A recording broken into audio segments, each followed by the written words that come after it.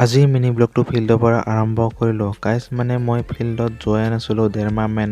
তো guys interview যেতিয়া পিছুৱাই দিম বুলি ক'ল তেতিয়াৰ পৰা মনটো অলপ ডাউন পৰি গৈছিল তো ইণ্টাৰভিউটো হ'ব কিন্তু ৰেষ্ট দিলি আমাৰে লছ তো গাইজ আজি আকৌ ফিল্ডত আহিলোঁ তো আজিৰ পৰা আৰু ষ্টাৰ্ট কৰিলোঁ ৰানিং কৰিব তো আজি চেক কৰিম যে 1.5 মাহ মান নোহোৱাৰ পিছত ৰানিং কেনেকুৱা হয় তো আজি সকলো চেক কৰি আপোনালোকক জনাম আৰু যিসকলে ৰানিং কৰি আছে এৰি নিদিব আৰু মই এৰি দি আজি বহুত ভুল কৰিলোঁ আৰু মানে ফাৰ্ষ্ট ৰানিং কৰিলোঁ